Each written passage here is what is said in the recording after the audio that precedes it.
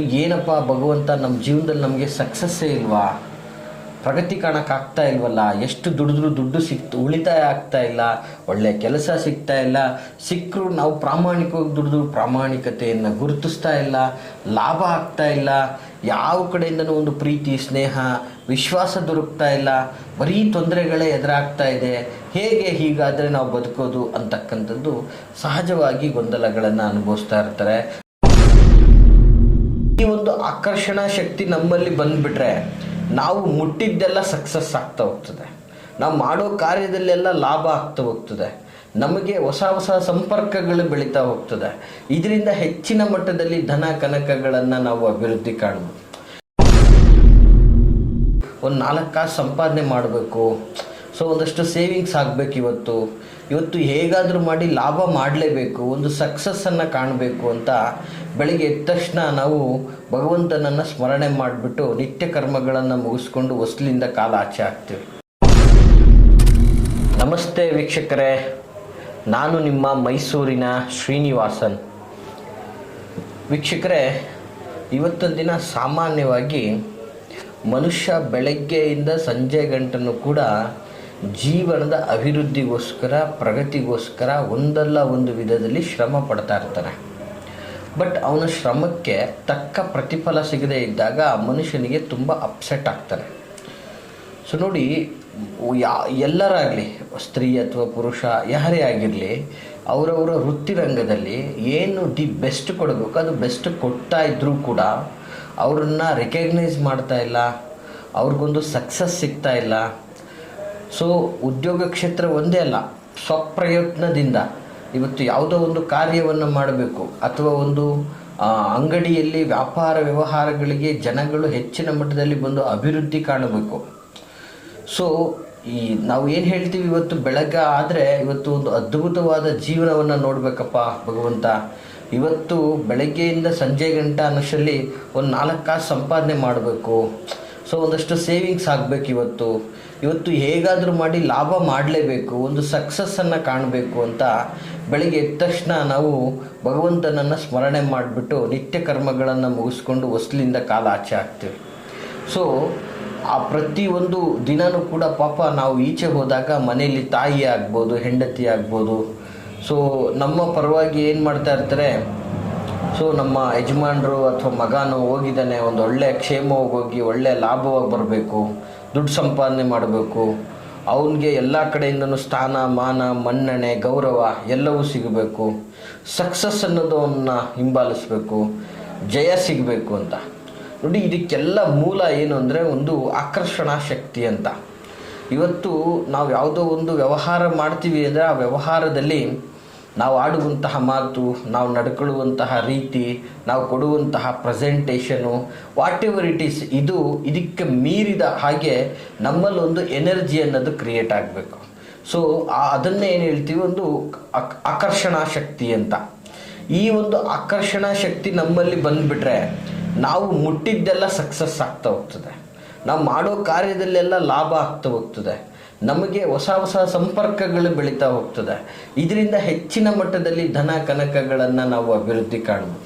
ಇವತ್ತು ನಾನು ಏನು ಹೇಳಕೊಟ್ಟಿದ್ದೀನಿ ಅಂದರೆ, ಒಂದು ಬಾಟಮ್ ಮಿಡ್ಲ್ ಕ್ಲಾಸ್ ಅಂದರೆ ರೋಡಲ್ಲಿ ತಳ್ಳೋ ಗಾಡಿಯಿಂದ ಅಥವಾ ಕುಂತು ತರಕಾರಿ ವ್ಯಾಪಾರ, ಹಣ್ಣು ವ್ಯಾಪಾರ ಇತ್ಯಾದಿ ಏನೇ ಒಂದು ಗ್ರೌಂಡ್ ಲೆವೆಲಿಂದ ವ್ಯಾಪಾರ ವ್ಯವಸ್ಥೆಯಿಂದ ಹಿಡಿದು ದೊಡ್ಡ ಮಟ್ಟದ ಬಂಡವಾಳಗಳನ್ನು ಹಾಕಿ ಮಾಡುವಂಥ ವ್ಯಾಪಾರ ವ್ಯವಹಾರಿಗಳಿಂದ ಹಿಡಿದು ಟೆಂಡರ್ಸ್ಗಳನ್ನು ಖರೀದಿ ಮಾಡಿಕೊಳ್ಳೋದ್ರಿಂದ ಹಿಡಿದು ದೊಡ್ಡ ಮಟ್ಟದಲ್ಲಿ ಹೂಡಿಕೆಗಳನ್ನು ಮಾಡೋದ್ರಿಂದ ಹಿಡಿದು ಜೊತೆಗೆ ದೊಡ್ಡ ದೊಡ್ಡ ಕಂಪನಿಯಲ್ಲಿ ಉದ್ಯೋಗ ಸ್ಥಾನ, ಮ್ಯಾನೇಜಿಂಗ್ ಡೈರೆಕ್ಟರ್, ಈ ಥರ ದೊಡ್ಡ ದೊಡ್ಡ ಪೋಸ್ಟಿಂಗಲ್ಲಿ ಇರುವಂಥವರಿಂದ ಹಿಡಿದು ಕಾರ್ಮಿಕರಿಂದ ಹಿಡಿದು ಉದ್ಯೋಗ ವ್ಯವಸ್ಥೆಯಲ್ಲಿ ಬದುಕ್ತಾ ಇರತಕ್ಕಂತಹ ಜೀವನದ ಅರ್ನಿಂಗ್ಸ್ಗೆ ಮಾಡ್ತಾ ಇರತಕ್ಕಂತಹ ಯಾವುದೇ ಕಾಯಕದಲ್ಲೂ ಕೂಡ ಮುಖ್ಯವಾಗಿ ಗ್ರಾಹಕರೇ ನಮಗೆ ದೇವರಾಗಿರ್ತಾರೆ. ವೀಕ್ಷಕರೇ, ಇಂತಹ ವ್ಯಕ್ತಿಗಳು, ಸ್ನೇಹಿತರು ಅಥವಾ ಗ್ರಾಹಕರು ಅಥವಾ ನಮಗೆ ಕಸ್ಟಮರ್ಸೋ ಕ್ಲೈಂಟೋ ಇವತ್ತಿನ ಕಾಲದಲ್ಲಿ ನಾನಾ ವಿಧದಲ್ಲಿ ಹೇಳ್ಬೋದು ವೀಕ್ಷಕರೇ.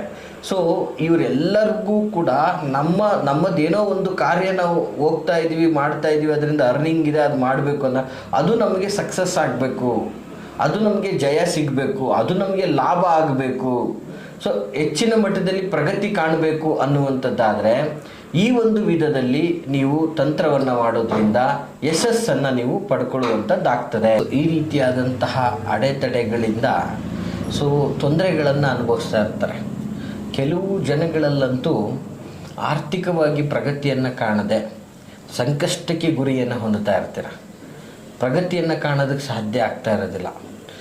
ಏನಪ್ಪ ಭಗವಂತ, ನಮ್ಮ ಜೀವನದಲ್ಲಿ ನಮಗೆ ಸಕ್ಸಸ್ಸೇ ಇಲ್ವಾ, ಪ್ರಗತಿ ಕಾಣೋಕ್ಕಾಗ್ತಾ ಇಲ್ವಲ್ಲ, ಎಷ್ಟು ದುಡಿದ್ರೂ ದುಡ್ಡು ಉಳಿತಾಯ ಆಗ್ತಾ ಇಲ್ಲ, ಒಳ್ಳೆಯ ಕೆಲಸ ಸಿಗ್ತಾ ಇಲ್ಲ, ಸಿಕ್ಕರೂ ನಾವು ಪ್ರಾಮಾಣಿಕವಾಗಿ ದುಡಿದು ಪ್ರಾಮಾಣಿಕತೆಯನ್ನು ಗುರುತಿಸ್ತಾ ಇಲ್ಲ, ಲಾಭ ಆಗ್ತಾ ಇಲ್ಲ, ಯಾವ ಕಡೆಯಿಂದನೂ ಒಂದು ಪ್ರೀತಿ, ಸ್ನೇಹ, ವಿಶ್ವಾಸ ದೊರಕ್ತಾ ಇಲ್ಲ, ಬರೀ ತೊಂದರೆಗಳೇ ಎದುರಾಗ್ತಾ ಇದೆ, ಹೇಗೆ ಹೀಗಾದರೆ ನಾವು ಬದುಕೋದು ಅಂತಕ್ಕಂಥದ್ದು ಸಹಜವಾಗಿ ಗೊಂದಲಗಳನ್ನು ಅನುಭವಿಸ್ತಾ ಇರ್ತಾರೆ. ದರಿದ್ರ ಆವರಿಸ್ಕೊಂಡ್ಬಿಟ್ಟಿರುತ್ತೆ, ದನಕನಕಗಳಿಗೆ ಕೊರತೆ ಆಗ್ತಾ ಇರುತ್ತೆ, ತೊಂದರೆಯನ್ನು ಅನುಭವಿಸ್ತಾ ಇರ್ತಾರೆ.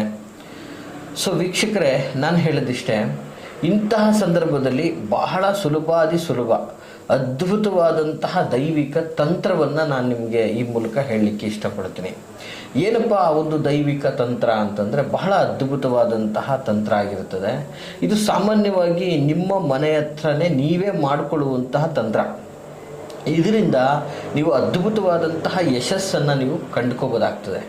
ಏನಪ್ಪ ಆ ತಂತ್ರ ಅಂತಂದರೆ ವಿಶೇಷವಾಗಿ ಲೋಳೆ ಸರ, ಅಂದರೆ ಲೋಳೆ ಸರದ ಗಿಡ ಅಂದರೆ ನಿಮಗೆ ಗೊತ್ತೇ ಇದೆ, ಈ ಅಲುವೇರಾ ಅಂತ ನೀವು ನೋಡ್ತಿರಲ್ಲ ಇವತ್ತಿನ ದಿನ, ಅದನ್ನೇ ಲೋಳೆ ಸರ ಅಂತ ಹೇಳ್ತೀವಿ. ಈ ಲೋಳೆ ಸರದ ಗಿಡ ಹಾಗೂ ಬೇರನ್ನು ತೆಗೆದುಕೊಳ್ಬೇಕು ವೀಕ್ಷಕರೇ. ಲೋಳೆ ಸರದ ಬೇರನ್ನು ತೆಗೆದುಕೊಳ್ಬೇಕು ಹಾಗೂ ಬಂಗಿ ಸೊಪ್ಪಿನ ಬೀಜ ನೋಡಿ. ಸಾಮಾನ್ಯವಾಗಿ ಈ ಬಂಗಿ ಸೊಪ್ಪಿನ ಬೀಜ ನಿಮಗೆ ಈ ಗ್ರಂಥಿಕೆ ಅಂಗಡಿಗಳಲ್ಲಿ ಅಥವಾ ಈ ಒಂದು ಬನ್ಸಾರಿ ಅಂಗಡಿಗಳಲ್ಲಿ ಇದು ನಿಮಗೆ ಲಭ್ಯವಾಗಿರ್ತದೆ. ಮತ್ತು ಇವತ್ತಿನ ದಿನ ಅಲುವೇರಾ ಸಾಮಾನ್ಯವಾಗಿ ಎಲ್ಲ ಕಡೆ ಸಿಗ್ತಾ ಇರ್ತದೆ. ಮತ್ತು ಎಲ್ಲೂ ನಿಮಗೆ ಸಿಗಲಿಲ್ಲ ಅಂದರೆ ಕೆಲವು ನರ್ಸರಿಗಳಲ್ಲಿ ಇವತ್ತು ಫಾರ್ಮಿಂಗ್ ಆಗಿ ಅದು ದೊಡ್ಡ ಒಂದು ಕೃಷಿಯಾಗಿ ಬೆಳೀತಾ ಇದೆ. ಲೋಳೆ ಸರದ ಗಿಡದ ಬೇರು ಹಾಗೂ ಬಂಗಿ ಸೊಪ್ಪಿನ ಬೀಜ ವೀಕ್ಷಕರೇ, ಈ ಎರಡನ್ನು ಸರಿಯಾದ ರೀತಿಯಲ್ಲಿ ಸೇರಿಸಿ ನೀಟಾಗಿ ಅರಿಯಬೇಕು. ಅಂದರೆ ನುಣ್ಣಗೆ ಪೇಸ್ಟ್ ಥರ ಮಾಡ್ಕೋಬೇಕು ವೀಕ್ಷಕರೇ. ಇದನ್ನು ಒಂದು ಡಬ್ಬಿಲಿ ಶೇಖರಣೆಯನ್ನು ಮಾಡಿಕೊಂಡು ಪ್ರತಿನಿತ್ಯ ನೀವು ನಿಮ್ಮ ನಿತ್ಯ ಕರ್ಮಗಳನ್ನು ಮುಗಿಸ್ಕೊಂಡು ನೀವು ಧನ ಸಂಪಾದನೆಗೋ ಅಥವಾ ವ್ಯವಹಾರಕ್ಕೋ ಇನ್ಯಾವುದಕ್ಕೋ ಮತ್ಯಾವುದಕ್ಕೋ ಹೋಗಬೇಕಾದ್ರೆ ಪ್ರತಿನಿತ್ಯ ಅದು ನಿಮ್ಮ ಹಣೆಗೆ ತಿಲಕದ ರೂಪದಲ್ಲಿ ಹಚ್ಕೊಂಡು ಹೋಗೋದ್ರಿಂದ ನಿಮ್ಮಲ್ಲಿ ಜನಾವಶೀಕರಣ ಆಗುವಂತಹ ಶಕ್ತಿ ಉತ್ಪತ್ತಿ ಆಗ್ತದೆ. ನಿಮ್ಮಲ್ಲೇ ಒಂದು ತೇಜಸ್ಸು ಕ್ರಿಯೇಟ್ ಆಗ್ತದೆ. ಇದರಿಂದ ನೀವು ಎಲ್ಲರನ್ನೂ ಆಕರ್ಷಿಸ್ಬೋದು. ಒಂದು ರೀತಿಯಲ್ಲಿ ಸೆಂಟರ್ ಆಫ್ ಅಟ್ರಾಕ್ಷನ್ ಆಗ್ತೀರಾ. ನಿಮ್ಮ ಮಾತು ನಡೆಯುತ್ತೆ. ಇದರಿಂದ ನೀವು ಮುಟ್ಟಿದ್ದೆಲ್ಲ ಸಕ್ಸಸ್ ಆಗುತ್ತೆ. ಹೋದ ಕಡೆ ಲಾಭ ನಿಮ್ಮದಾಗುತ್ತೆ. ನಿಮ್ಮ ಮಾತಿಗೆ ವೇಟೇಜ್ ಇರುತ್ತೆ. ನೀವು ಮಾತಾಡಿದ್ದು ನಡೆಯುತ್ತೆ.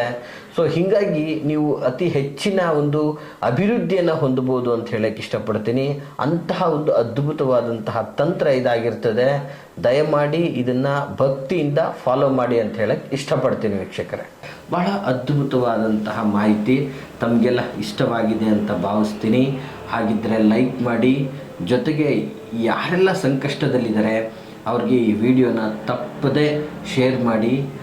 ಮತ್ತು ನಿಮ್ಮ ಯಾವುದೇ ಥರದ ವೈಯಕ್ತಿಕ ಪ್ರಶ್ನೆಗಳನ್ನು ನಮ್ಮೊಟ್ಟಿಗೆ ಹಂಚ್ಕೋಬೇಕು, ಮಾತಾಡಬೇಕು ಅನ್ನೋದಾದರೆ ವಿಡಿಯೋದಲ್ಲಿ ಕಾಣ್ತಾ ಇರುವಂತಹ ಸಂಖ್ಯೆಗೆ ಕರೆ ಮಾಡಿ ಅಂತ ಹೇಳ್ತಾ, ನಾವಿರುವಂತಹ ವಿಳಾಸ ಮೈಸೂರಿನ ವಿಜಯನಗರ 2ನೇ ಹಂತ KD ಸರ್ಕಲಲ್ಲಿ ನಮ್ಮ ಕಚೇರಿ ಇರ್ತಕ್ಕಂಥದ್ದು. ನಮ್ಮನ್ನು ನೇರವಾಗಿಯೂ ಸಹ ತಾವು ಬಂದು ಭೇಟಿಯಾಗ್ಬೋದು ಅಂತ ಹೇಳ್ತಾ, ಎಲ್ರಿಗೂ ಶುಭವಾಗಲಿ. ನಮಸ್ಕಾರ.